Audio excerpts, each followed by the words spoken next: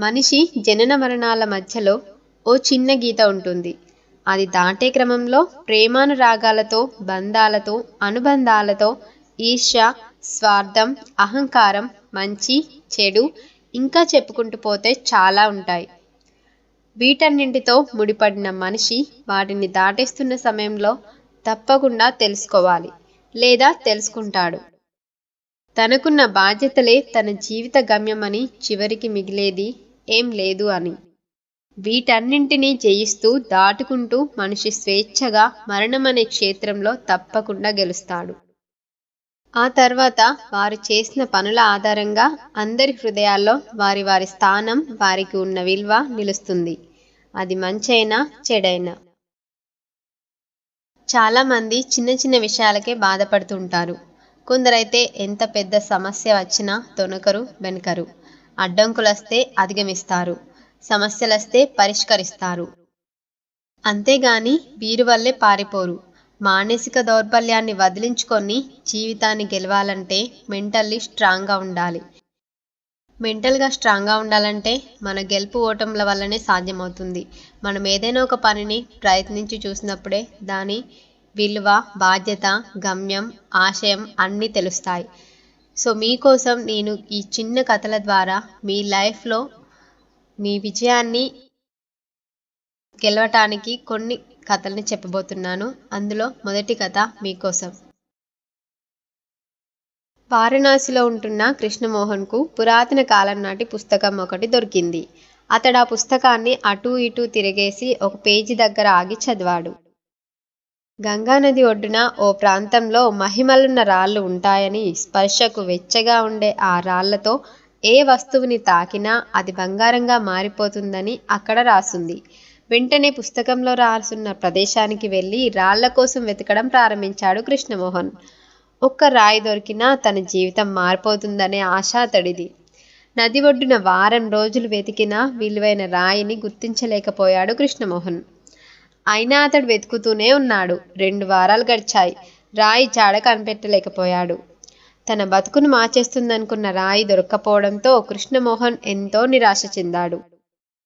ఒక్కో రాయిని తాకి చూసి అది వెచ్చగా లేకుంటే కోపంతో నదిలోకి విసిరేస్తుండేవాడు. చివరికి అతడికి అది అలవాటుగా మారింది. వెతగ్గా ఓ రోజు మహిమలున్న వెచ్చని రాయి అతడి చేతికి దొరికింది. ఆ వెచ్చదనాన్ని గుర్తించేలోపే అలవాటు ప్రకారం రాయిని విసిరేశాడు. రాయి చేతి నుంచి జారిపోయే ఆఖరు క్షణంలో గాని అతడు ఆ విషయాన్ని గమనించలేదు. అప్పటికే జరగాల్సిన అనర్థం జరిగిపోయింది. కృష్ణమోహన్ శ్రమంతా వృధా అయిపోయింది. దీని నుంచి మనం గ్రహించవలసిన నీతి ఏంటంటే, అవకాశాలు అరుదుగా వస్తుంటాయి. వాటిని ఎంతో జాగ్రత్తగా గుర్తించి సద్వినియోగం చేసుకోవాలే తప్ప ఏమాత్రం ఆలస్యంగా వ్యవహరించినా చేజారిపోతాయి. రెండవ కథ మీకోసం. సమయం ఎంతో విలువైంది. ఏ సమయంలో చేయవలసిన పనిని అదే సమయంలో చేయాలి, లేకుంటే అదృష్టం చేజారవచ్చు. అనిత 7వ తరగతి చదువుతుంది. తెలివైన అమ్మాయి, చక్కగా చదువుతుంది, చక్కగా పాడుతుంది కూడా. కానీ ఆమె కొంచెం నిర్లక్ష్యం, బద్ధకం ఎక్కువ. ప్రతి పని వాయిదా వేస్తుంటుంది. అలా చేయవద్దు అని వాళ్ళమ్మ ఎన్నోసార్లు అనితను హెచ్చరించింది. కానీ అనిత నిర్లక్ష్యంతో ఆ మాటలు పట్టించుకునేది కాదు. ఒకసారి ఆ ఊర్లో సాంస్కృతిక కార్యక్రమాలు జరిగాయి. అన్ని స్కూళ్ళ విద్యార్థులకు పాటల, ఆటల పోటీలు పెట్టారు. అనిత పాటల పోటీలో పాల్గొంది. అందులో ఆమెకు మొదటి బహుమతి వచ్చింది. కొన్ని రోజుల తర్వాత ఒకరోజు సాంస్కృతిక కార్యక్రమాలు నిర్వహించిన సంస్థ నుండి అనితకు ఒక ఉత్తరం వచ్చింది. గత నెలలో జరిగిన పాటల పోటీలో మొదటి బహుమతి వచ్చినందుకు మరునాడు తమ కార్యాలయానికి వచ్చి బహుమతి తీసుకోవాల్సిందిగా రాశారు ఆ ఉత్తరంలో. అనిత ఆ ఉత్తరాన్ని పెద్దగా పట్టించుకోలేదు. తర్వాత ఎప్పుడైనా వెళ్ళి బహుమతి తీసుకోవచ్చులే అని అనుకొని మర్నాడు వెళ్లకుండా 4 రోజుల తర్వాత వెళ్ళింది. ఆ సంస్థ వారు బహుమతితో పాటు పట్టణంలో జరుగుతున్న పెద్ద సర్కస్ చూడ్డానికి 2 టికెట్లు కూడా ఇచ్చారు. అయితే ఆ టికెట్ అంతకుముందు రోజు జరిగిన ఆటవి. అనిత అవి చూసుకొని అయ్యో కనీసం నిన్న వచ్చినా బాగుండేది కదా అని బాధపడింది. ఈ సంఘటనతో అనితలో ఎంతో మార్పు వచ్చింది. నిర్లక్ష్యంగా ఉండకుండా ఎప్పటి పని అప్పుడే పూర్తి చేయడం ప్రారంభించింది. దీని ద్వారా మనం గ్రహించవలసిన నీతి ఏంటంటే ఆలస్యం అమృతం విషం అని అందరూ అంటున్నప్పుడు వింటుంటాం కదా. ఇప్పుడు ఎలా జరుగుతుందనేది తెలిసింది కదా. మీరు కూడా మీకు మీ లైఫ్లో ఇంపార్టెంట్ పని, అసలు డైలీ ఏ పని ఉన్నా ఎప్పుడు చేయాల్సిన పనిని అప్పుడే చేయండి. మీరు అనుకున్న గోల్ని రీచ్ అవుతారు. మరొక కథ మీకోసం. ఓ అడవి పక్క పల్లెలో కాకి ఒకటి ఉండేది. అది అక్కడి మిగతా కాకులతో కలిసి అప్పుడప్పుడు అడవి మొత్తం తిరిగొచ్చేది. ఒకసారి అడవిలోని కొలనులో హంసని చూసి, తెల్లగా ఎంత అందంగా ఉంది హంస, దీనంత సంతోషంగా మరే పక్షి ఉండదు, నేనున్నానెందుకు అనుకునేది. ఓసారి హంస దగ్గర ఆ మాటే అంది. నేను అలానే అనుకొని గర్వపడేదాన్ని, కానీ చిలుకను చూశాక నా అభిప్రాయం తప్పని అర్థమైంది. ఎరుపు ఆకుపచ్చ రంగుల్లో ఎంత బావుంటుందో కదా చిలుక, అంది హంస. అప్పుడు కాకి చిలుక దగ్గరకు వెళ్ళి హంస అన్న మాటల్ని చెప్పింది. అవును, హంస చెప్పినట్లు నా రంగును చూసి ఎంతో సంతోషంగా ఉండేదాన్ని, కానీ నెమల్ని చూశాక అందమంటే దానిదే అని అనిపించింది. నాకు 2 రంగులే ఉన్నాయి, నెమలికి ఎన్ని రంగులో, అంది చిలుక కాస్త అసూయగా. వెంటనే నెమల్ని కలిసి ఈ మాటలు చెప్పాలనుకుంది కాకి. అడవంతా తిరిగింది, కాని దానికి ఒక్క నెమలి కూడా కనిపించలేదు. ఒకసారి అది దగ్గర ఊర్లోని జూలో నెమలిని చూసింది. దాని వద్దకెళ్ళి పక్షులన్నింటిలో అందమంటే నీదే, మనుషులకి నువ్వంటే ఎంతిష్టమో అంటూ పొగడ్తల్లో ముంచెత్తింది. కాకి చెప్పేదంతా విన్న నెమలి దీనంగా ముఖం పెట్టి, నా అందం వల్లనే ఇక్కడ బందీ అయ్యాను. అడవిలో ఉన్నంత వరకు వేటగాళ్ళకి భయపడి దాక్కుంటూ తిరగాల్సి వచ్చింది. చివరికి వాళ్ళ చేతికి చిక్కి ఈ జూలో పడ్డాను. ఇక్కడికొచ్చాక కాకి కంటే స్వేచ్ఛాజీవి మరొకటి లేదు కదా అనిపిస్తుంది. ఇక్కడ దాదాపు అన్ని పక్షుల్ని బందీలుగా పెట్టారు, ఒక్క మీ కాకుల్ని తప్ప. నేనే కాకినై ఉంటే నీలా స్వేచ్ఛగా తిరిగేదాన్ని కదా అంది. ఆ మాటలు విన్న కాకి అప్పటినుంచి మిగతా పక్షులతో పోల్చుకోకుండా హాయిగా జీవించడం మొదలుపెట్టింది. ఈ కథ ద్వారా మనం గ్రహించవలసిన విషయం ఏంటంటే, ఎప్పుడైనా మన లైఫ్లో మనల్ని వేరొకరితో పోల్చుకోవడం మానేసి మనకున్నంతలో మనం హాయిగా జీవించడం నేర్చుకోండి. కంపారిజన్ వల్ల మనకు ఉన్నంతలో కూడా మనం తినేది కూడా తృప్తిగా తినలేకుండా పోతాం. వాళ్ళకి అది ఉంది ఇది ఉందన్న ఆశతో మనకున్న దాంతో కూడా మనం తృప్తిగా ఉండలేం. సో కంపారిజన్ అస్సలు ఎప్పుడు ఎవరితో ఎక్కడ పెట్టుకోవద్దు.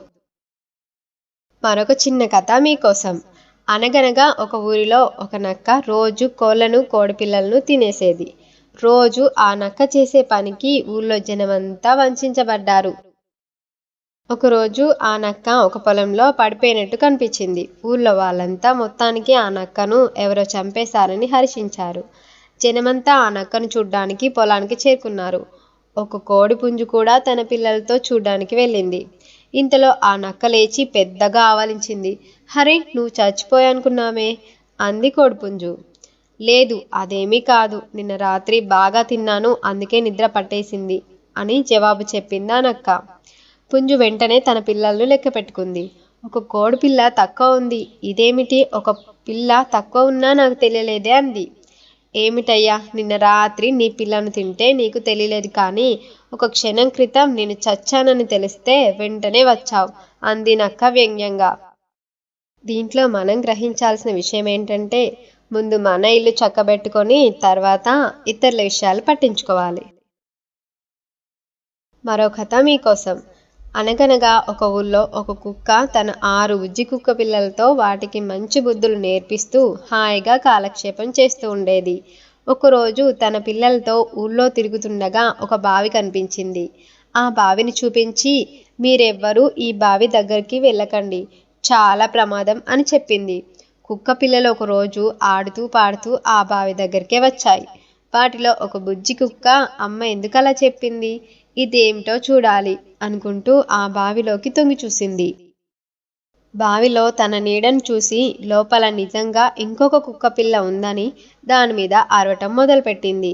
లోపల ఆ కుక్క ప్రతిబింబం దీనిలాగే అరవటం చూసి దానితో పోట్లాడటానికి బావిలోకి ఒక్క దూకు దూకింది. ఇంకేముంది, కుక్క నీళ్ళల్లో పడి కొట్టుకుంటూ పెద్దగా రక్షించండి అని అరవటం మొదలుపెట్టింది.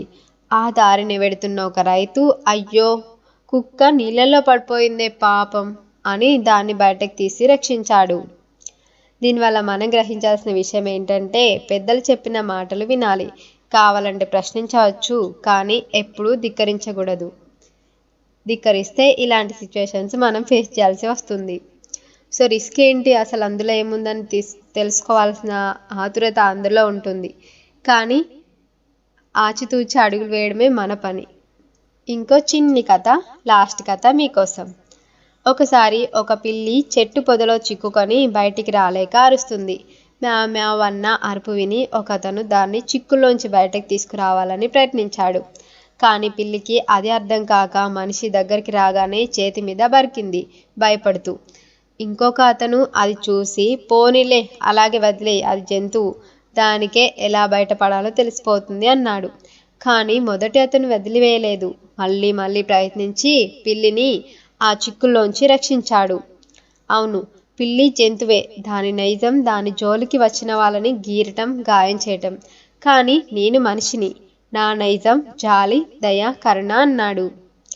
దీని ద్వారా మనం గ్రహించాల్సిన విషయం ఏంటంటే నిన్ను అందరూ ఎలా ఆదరించాలనుకున్నావో అలాగే నువ్వు ఎదుటి వాళ్ళని ఆదరించు. నీ మానవత్వపు విలువలు వదలకు. ఈ కథలన్నీ మీరు విన్నారు కదా, మీలో కొంతవరకైనా మోటివేషన్ ఇచ్చానని నేను అనుకుంటున్నాను. సో మీరు మీ లైఫ్లో ఎదుర్కొన్న సిచ్యువేషన్స్ కానీ, కష్టాలు కానీ, బాధలు కానీ, టెన్షన్లు కానీ అందరికీ అన్నీ వస్తూ ఉంటాయి. బట్ ఏదైనా కష్టం వచ్చినప్పుడు కానీ, టెన్షన్స్ ఉన్నప్పుడు కానీ, మనకు మనసుకు బాధ కలిగినప్పుడు కానీ, మన గుండె బరువెక్కినప్పుడు కానీ ఇలాంటి కథలు వింటే నా లైఫ్లో పడ్డ కష్టాలు కానీ, వచ్చిన టెన్షన్స్ కానీ అన్నీ చాలా చిన్నవే, వాటిని నేను ఫేస్ చేయగలను అని అనుకొని మీరు ముందడుగు వేశారనుకోండి, మీ గమ్యాన్ని మీరు తప్పక చేరుకోగలుగుతారు. చాలా ధైర్యంగా మీ విజయాన్ని సాధించగలుగుతారు. సో ఇది ఇవాల్టి వీడియో. మీకు నచ్చింది, మీకు యూస్ఫుల్ అవుతుంది అని అనుకుంటున్నాను.